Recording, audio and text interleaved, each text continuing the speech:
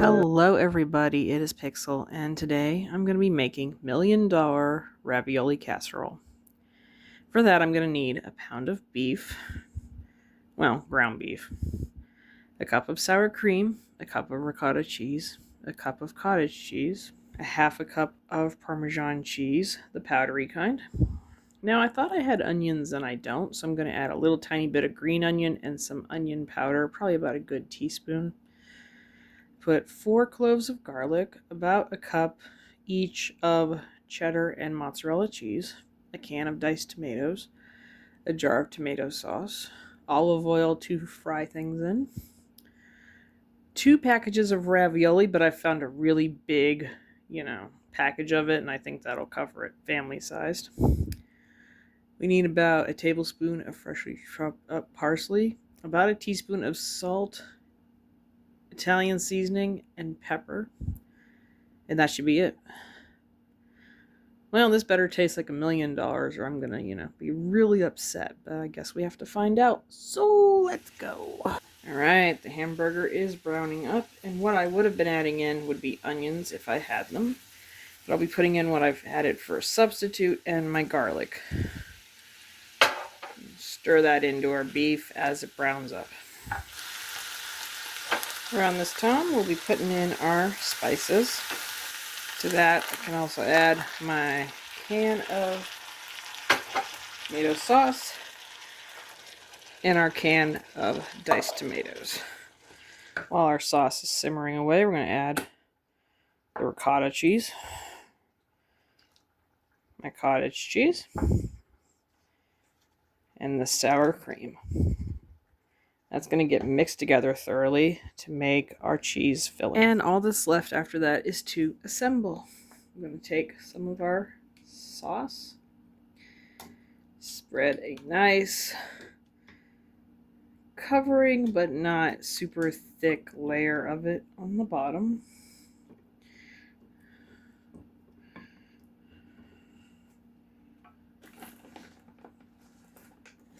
Take the ravioli,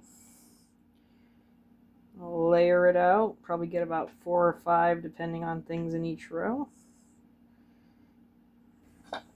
Take our cheese, spread it over a ravioli on each row.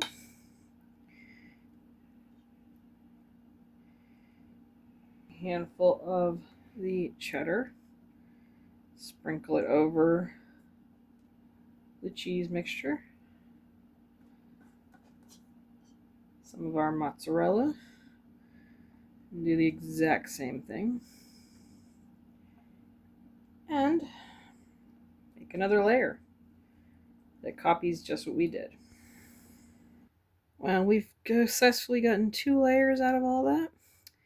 Topped it off with some spaghetti sauce, and last but not least, I'm going to be putting our Parmesan cheese as a topping across our sauce.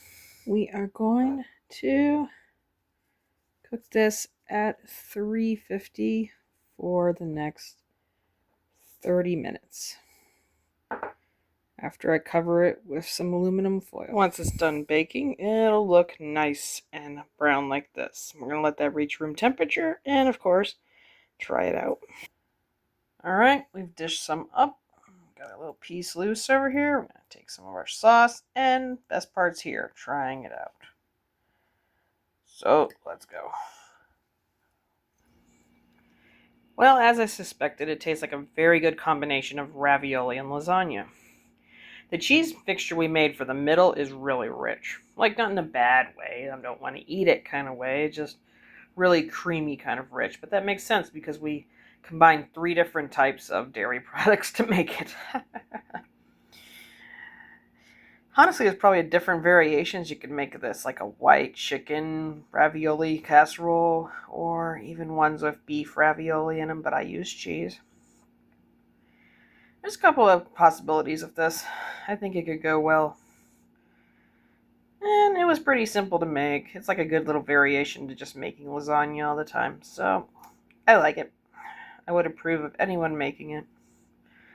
So if you like what you saw, I've tried it before, want to try it before, to do about it. Leave me a like, leave me comments. and I will see you in our next one.